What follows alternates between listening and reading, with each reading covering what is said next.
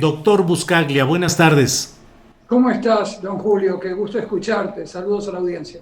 Gracias, gracias. Edgardo, muchas gracias por esta posibilidad de platicar contigo. Pues la verdad es que México está hoy sumido en una serie de señalamientos y intenciones de algunos políticos del pasado reciente o administradores públicos, pues con esta figura de los testigos colaboradores. Se menciona sobre todo a Luis Videgaray entre los principales señalados, pero ¿qué tanto se puede avanzar en búsqueda de justicia y de un cambio profundo en un país a partir de esquemas como el de testigos colaboradores, o pueden quedar solo en un montaje escénico que pueda desmontarse más adelante conforme a circunstancias políticas variables? Es una preocupación muy justificada la que tú tienes y como me presentaste como un académico y práctico que evalúa a los países, te comento un poco de dónde sacamos nuestros datos duros para que no parezcan caprichosas mis opiniones. Muy rápido. Sí. Cada vez que llegamos a un país, don Julio, nosotros sacamos muestras de causas por delincuencia organizada que, como tú sabes, están vinculadas a 23 tipos de delitos. Algunos son crímenes de lesa humanidad, como la desaparición forzada de Ayotzinapa o como la compraventa de seres humanos, la trata de personas. Pero cuando llegamos, lo que nosotros hacemos en México desde comienzos de la década pasada y en otros 118 países, llegamos y lo que hacemos es evaluar si los países a través de sus instituciones aplican o no las convenciones de las Naciones Unidas y las convenciones regionales que los países soberanamente se han comprometido a aplicar. O sea que no es una receta Buscaglia ni es una receta Julio Astillero, es una evaluación de si los países cumplen con las convenciones de la ONU, de la OEA, que se comprometieron soberanamente a aplicar. Y México sigue violando más del 60% de los artículos de la Convención de la ONU contra la delincuencia organizada. Esos artículos, para las personas que lo quieren leer, no necesitan ser abogados o abogados, pueden leerlo inmediatamente bajándolo gratis del sitio de la ONU. Lo que hacen es darle parámetros generales a los países sobre cómo combatir a la delincuencia organizada. Y el uso de testigos colaborantes, el uso de agentes encubiertos, el uso de intervenciones de comunicaciones judicialmente controladas, claro está en la convención. Y lamentablemente se usa muy poco, nada, o se usa mal en México, lamentablemente, porque tú trajiste el comentario de testigos colaborantes. Los testigos colaborantes siempre se usan en las muestras de causas judiciales que nosotros examinamos, siempre bajo invitación de instituciones de Estado, de gobiernos. Los testigos colaborantes se usan para llegar más arriba. O sea, se usa a un testigo colaborante como una secretaria de Estado o un secretario de Estado para llegar al presidente. Nunca se usa para llegar hacia abajo, para llegar al mismo nivel, para llegar al presidente y llamar a los presidentes a brindar testimonio, en principio, inmediatamente a brindar testimonio, desde lejos o desde cerca, si está en España, desde España, si está en México, desde México, para que el presidente comience a responder preguntas ligadas a los dichos de otros testigos en toda esta ensalada que conforma la estafa maestra, por ejemplo. Entonces, ahí es donde los presidentes de diferentes países, cuando comienzan a brindar testimonio bajo juramento, ahí es cuando comienzan a trastabillar, comienzan a contradecirse o a contradecir a otros testigos. Después esos presidentes dicen cosas en esos testimonios que pueden ser usados en su contra, claro está, cuando surge evidencia financiera corroborable, datos objetivos. Bueno, todo eso no se hace en México. O sea, no ves a presidentes brindando testimonios en los casos de Lozoya o en los casos de la estafa maestra o en los demás casos que ustedes discuten. Se transforman un poco en actos de buena voluntad de fiscales, el fiscal Hertz Manero, dentro del pacto político de impunidad mafiosa que hay en México.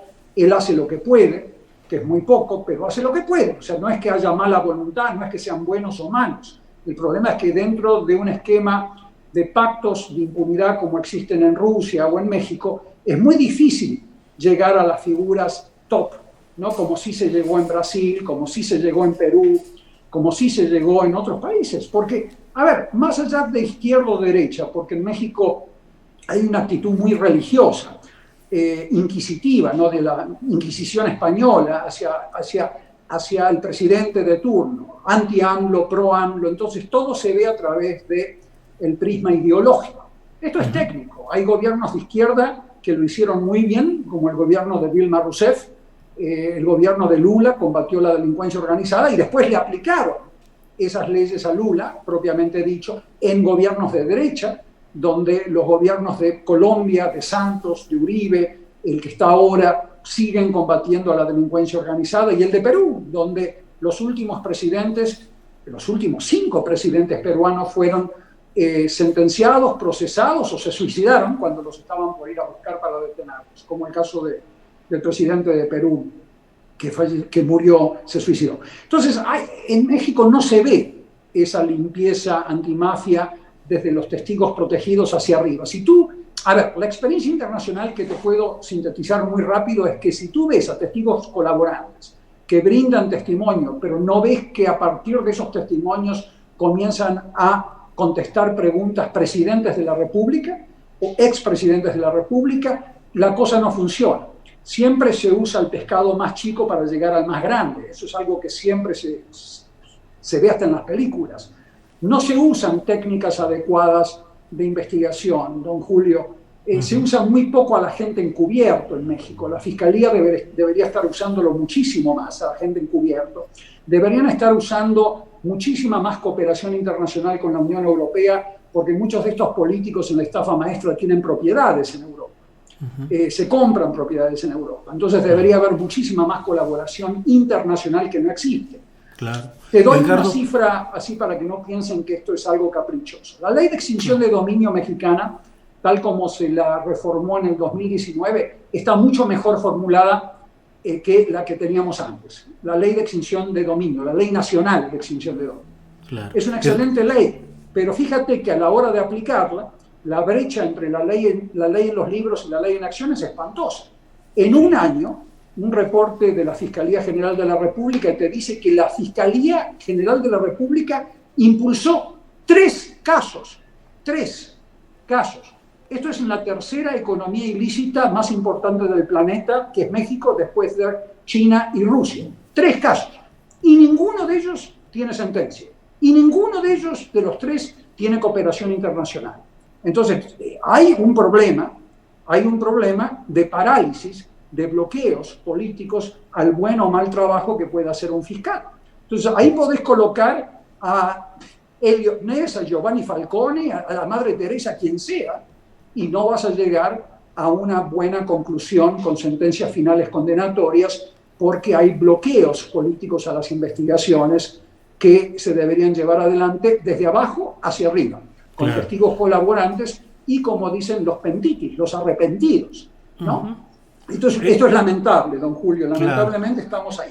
Y esto estaba basado en auditorías judiciales que nosotros hacemos. No es que se nos ocurre, es una opinión de politólogos, ¿no? De encuestistas. Esto salen de los datos duros que nosotros sacamos y los publicamos, porque si bien no nos dejan publicar los nombres de los casos, los artículos científicos míos en una disciplina llamada Análisis Económico del Derecho Penal, que es una disciplina científica, están publicados, los pueden bajar gratis. Los datos públicos. Esto es algo que lamentablemente por eso México sale tan mal calificado. Sí, doctor Buscaglia, mientras no veamos un citatorio y una declaración ante autoridades judiciales en México de, por ejemplo, el expresidente Enrique Peña Nieto, quiere decir que no van caminando las cosas bien. Esto no va caminando, no existe caso como la estafa maestra en la historia del planeta, de las mafias del planeta, en donde no hayan comparecido, aunque sea como testigos los presidentes. No existe, no puede ser, no, o sea, es violar la ley de gravedad jurídica, no existe, es un disparate. Entonces no me puede justificar un fiscal que no estén llamando al presidente Peña Nieto, cuando tú tienes a decenas de dependencias, cientos de empresas fantasmas, decenas de funcionarios del más alto nivel. No es creíble que una investigación no llame al presidente Peña Nieto como testigo. No dije como acusado, porque Sí. del testimonio después surgen contradicciones, surgen temas, pero hay que incorporar. Todos tienen que comenzar a bailar. Entonces se va desde Claro. abajo hacia arriba y lamentablemente en México el pacto de impunidad lo impide. El escaparate de figuras que hoy están en problemas es muy amplio en México, desde el exdirector de Pemex, Emilio Lozoya, la exsecretaria de Desarrollo Social, Rosario Robles, su oficial mayor, Emilio Cebadúa, y el caso también de un exsecretario de la Defensa Nacional, el general Salvador Cienfuegos, general en retiro, que se han desestimado las acusaciones contra él en Estados Unidos y ha sido devuelto a México. Este panorama, ¿qué te sugiere en positivo y qué en negativo? Es decir, ¿se va avanzando realmente en la búsqueda de justicia y castigo contra la corrupción o estamos entrampados? El ejército en México es un primus inter pares, no necesita dar golpes de Estado porque está sentado en la mesa de Estado junto a los demás poderes como un poder aún superior a los poderes de la autoridad civil. Así se ve desde afuera. El ejército en México es un ejército que desde la década del 60 no se deja enjuiciar. Es un ejército que como institución no se puede generalizar y nunca podemos denominarla como corrupta al ejército porque hay facciones honestas del ejército como la facción del general García Ochoa, gente honesta, generales que son patriotas, honestos, pero una gran proporción de ese ejército ha sido corrompido y nunca se ha dejado investigar. Siempre ha generado bloqueos, como los que ves en Ayotzinapa, en Tlaxcala, como los que ves en otros 175 casos, en donde el ejército debería haber sido sometido a procedimientos civiles, ¿no? Procesamientos penales civiles. Y el caso de Cienfuegos no veo que sea diferente. Tenés un ejército poderosísimo que se está sudamericanizando en muchos sentidos porque se le ha dado tanto poder económico, tanto poder político en esta maldita, mal llamada guerra contra la delincuencia organizada, que hoy el ejército mexicano es un primus inter pares en una mesa de Estado. El ejército mexicano no necesita hacer un golpe de Estado, controla al Estado en gran medida, y el caso Cienfuegos es un síntoma de cómo un ejército puede exigirle a un presidente civil que retorne a su general, te va la bandera de dignidad y nacionalismo. Lo cierto es que si tú o yo, don Julio, cometemos un delito en Estados Unidos, sea lavado o sea conspiración para traficar drogas, nos procesan en Estados Unidos si cometiésemos un delito, tú o yo. Entonces, que el general no es diferente. A mí me gustaría ver esa pasión de don Marcelito Ebrard, con la cual defiende los derechos humanos de Cienfuegos. Me gustaría ver esa misma pasión que él aplica a ese ciudadano poderoso de la élite, a los ciudadanos mexicanos a los cuales se los están violando, torturando, violando todo tipo de derechos humanos, mineros. Hoy en Coahuila, que tú has entrevistado a una excelente abogada, Auerbach, tengo entendido, que te ha dado una descripción de delitos gravísimos. Ahí no vemos al Estado mexicano con Marcelo Ebrard o nadie más protegiendo esos derechos humanos, o los ciudadanos mexicanos y de otros países que están pudriéndose en la frontera con Estados Unidos en campos de refugiados en una crisis humanitaria. Entonces estamos viendo a un ejército que está imponiendo su agenda una vez más, como la impuso en Ayotzinapa, como la impuso en Tlaxcala, como la impuso en muchos casos, y no vemos procesamientos penales. Esto es un típico caso en donde al general, con toda la presunción de inocencia que tiene cualquier ser humano, porque nunca puede ser declarado culpable hoy, pero dada la evidencia que los fiscales norteamericanos documentaron tener grabaciones, correos escritos, la voz de personas, dado toda esa evidencia, lo menos que puede hacer el Estado mexicano es tipificar una causa de delincuencia organizada con lavado de dinero y ver quién cae en una red de funcionarios de alto nivel del ejército y políticos en México. No hay manera de que este general sea acusado de tal manera en Estados Unidos sin que exista una red criminal. Entonces, eso es lo que debería estar haciendo la Fiscalía General de la República hacia el futuro, pero yo lo veo muy poco puesta probable arriba que se tipifique una causa por delincuencia organizada y lavado de dinero en México. Pero veamos, eso es lo que recomendamos hacer con base a toda la evidencia que la Fiscalía de Brooklyn dice tener y que insistió cuando pidió el desistimiento de estas acusaciones con prejuicio, porque no quiere decir, o sea, en teoría se pueden volver a avanzar e impulsar estos casos, claro. En teoría. O sea que esta causa quedó congelada debido a intereses de fuerza mayor relacionados a la política exterior con México. Pero claro. ahí estamos. Doctor, ¿qué de la historia de las relaciones, de las apabullantes relaciones diplomáticas y militares de Estados Unidos con tantos países, qué sugiere? ¿Por qué México puede decir que obtuvo un triunfo en este episodio del general Cienfuegos? ¿Qué puede haber llevado al poder imperial a decir, adelante, les devuelvo al general Cienfuegos? Mira, el gobierno de Trump es un gobierno que a través de estos 4 años en donde estuvo Trump, nosotros vimos que ante casos similares de otros países que le hacían favores a Trump, favores de negocios, como el caso de la hija en China con una marca registrada, o el caso de banqueros con Turquía, él hizo exactamente lo mismo que hizo con Cienfuegos, cuando esos países que le hacían favores a Trump, favores transaccionales de negocios, no te imagines una gran política exterior, negocios para sus hijos o negocios para él, o ayudarlo en las elecciones, como hizo el presidente López Obrador con su visita en julio a la Casa Blanca, porque, claro, los gobiernos mexicanos aplican la doctrina Estrada cuando les conviene, pero en julio fue a visitarlo a Trump, a aplaudirlo a Trump a la Casa Blanca, cuando el titular ejecutivo de Canadá, Trudeau, claramente le dijo a López Obrador y a Trump que él no iba a participar en ese acto para no interferir con el proceso electoral americano. Entonces la doctrina Estrada se la meten en el bolsillo cuando quieren y la aplican cuando les conviene. Entonces cuando tú le haces favores a Trump, Trump te devuelve los favores como hizo con Turquía. Hizo lo mismo con un grupo de banqueros turcos que estaba acusado por lavado de dinero en Estados Unidos, y a través de un favor que le hizo Erdogan, los liberó, le pidió a la fiscalía que les desista de los casos. O sea que no hay que mirarse en el ombligo como mexicanos. Esto lo ha hecho Trump con 12 países, lo hizo con Ucrania, lo hizo con China, o sea que eso es un modus operandi de Trump cuando tú les haces favores a Trump, que él considera favores transaccionales personales a él. Él gobierna como si eso fuese su negocio familiar, como si la Casa Blanca fuese su almacén. Entonces, si tú le haces favores electorales como se los hizo López Obrador, yo entiendo por qué.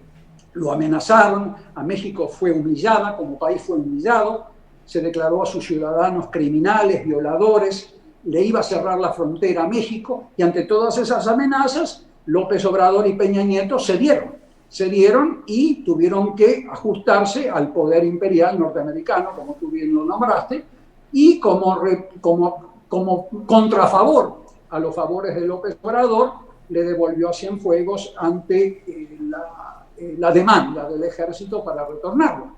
Esto es algo que ha sucedido antes en México también, el caso Cienfuegos. A ver, en México ni siquiera cuando tienes un crimen de lesa humanidad como el de Ayotzinapa, con todo el planeta a los gritos, se enjuicia el ejército en México. El ejército es inimputable en este momento, no se lo puede tocar. Entonces te estoy diciendo que es un primus inter pares en la mesa de Estado.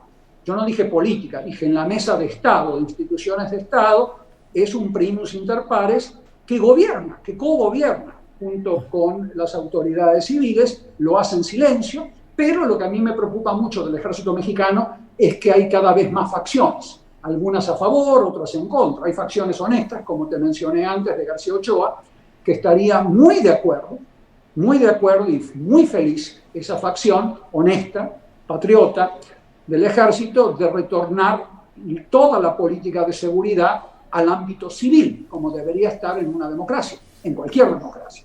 Estarían más que felices con una total transferencia de la política de seguridad al ámbito civil.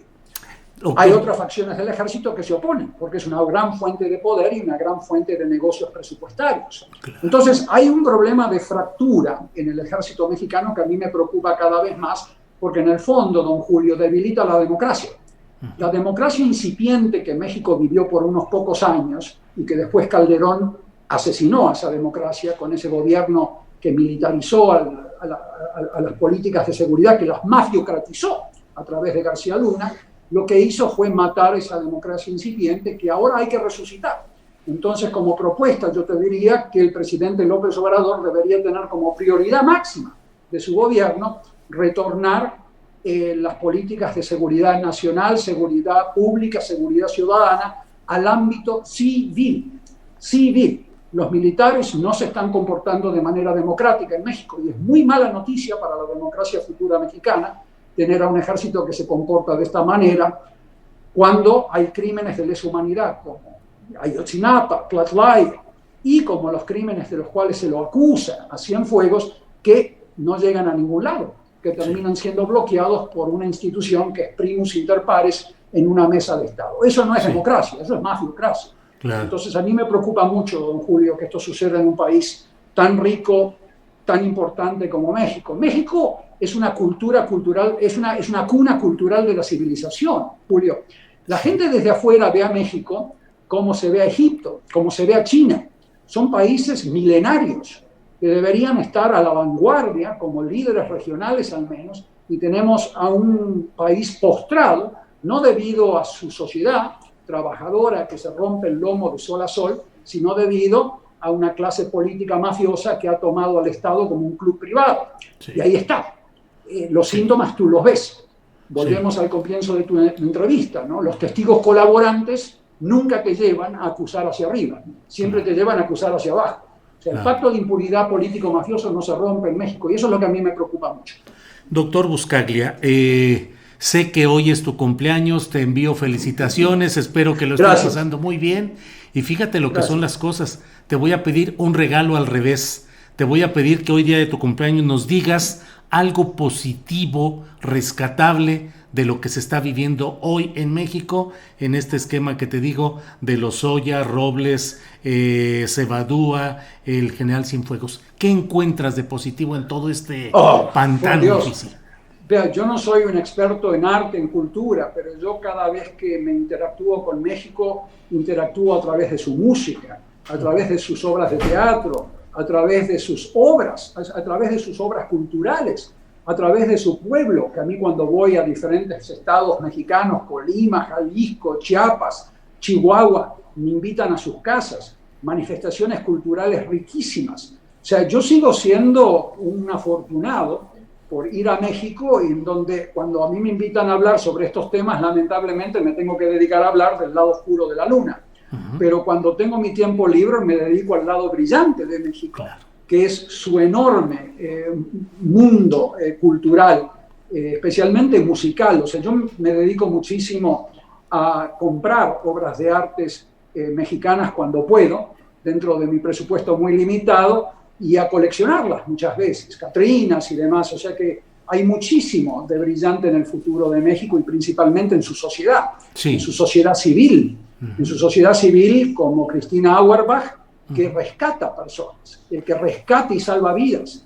Esa es la gente, no los que lamen a los gobiernos de turno y escriben tweets amenazándome y tratando. La gente que está construyendo a México, y México sigue construyéndose día a día, es esa sociedad maravillosa que genera arte, cultura, que salva vidas, aún en el medio de este infierno. Así que hay mucho de positivo por delante y soy uno de los primeros admiradores de México. Es un gran pueblo. Sí. Gracias, doctor. Y en el plano de estos esquemas judiciales de los que estamos hablando, de los testigos colaborantes o colaboradores, ¿ves algo rescatable y positivo que como sociedad debamos de empujar o debamos de cuidar, pero con un sentido positivo?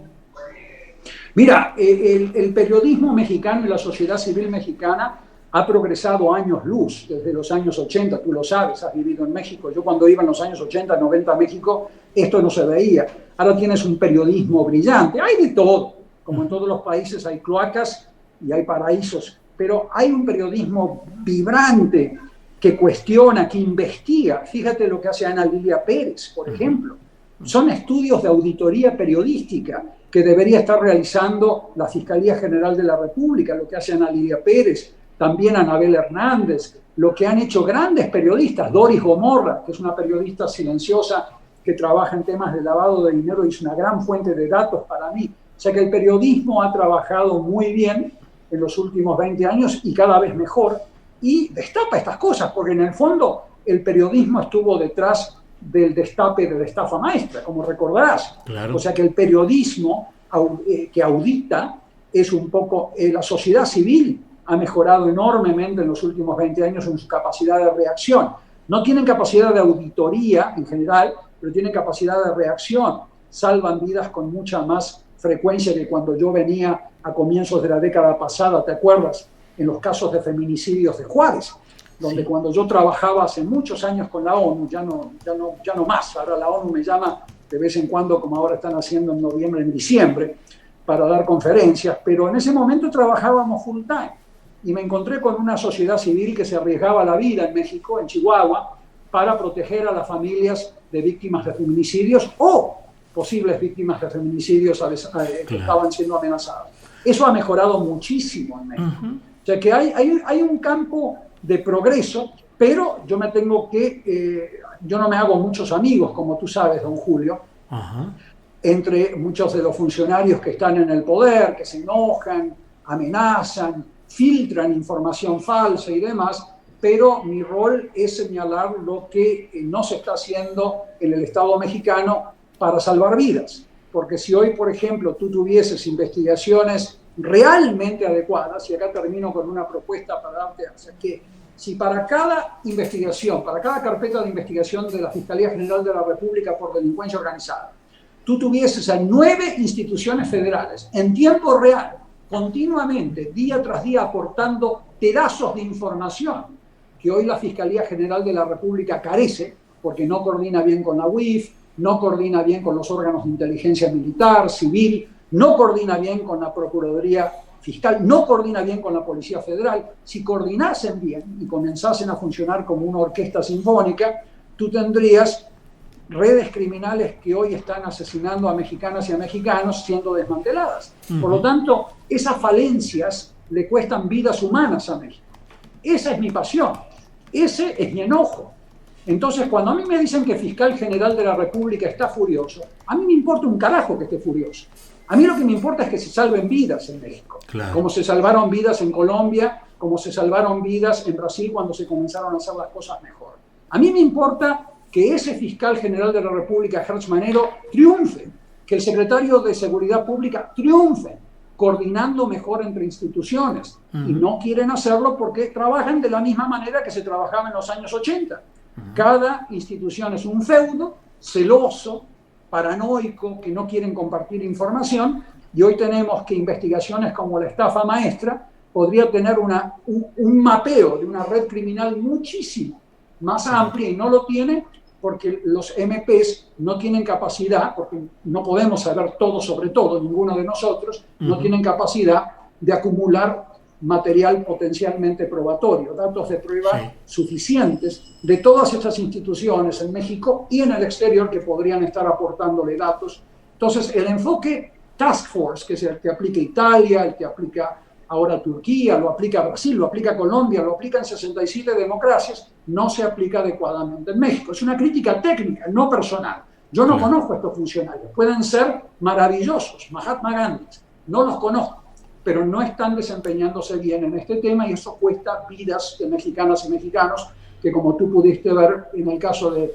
Pasta de Conchos, en el caso de esta abogada, que a mí me impresionó muchísimo, voy a tratar de involucrarme en ese caso, porque me dejó choqueado lo que está sucediendo en Coahuila, con esa mafiocracia que tiene el PRI en ese estado, en donde la policía está actuando como si fuese una guardia pretoriana de mafiosos. Está literalmente. Entonces a mí me preocupa eso muchísimo, me preocupa este tema. Lo más apasionante de mi trabajo es que sentís, en el fondo, que no es un tema de escribir libros o de llevar soluciones técnicas nada más, es un tema de intentar salvar vidas junto a los equipos que nos acompañan.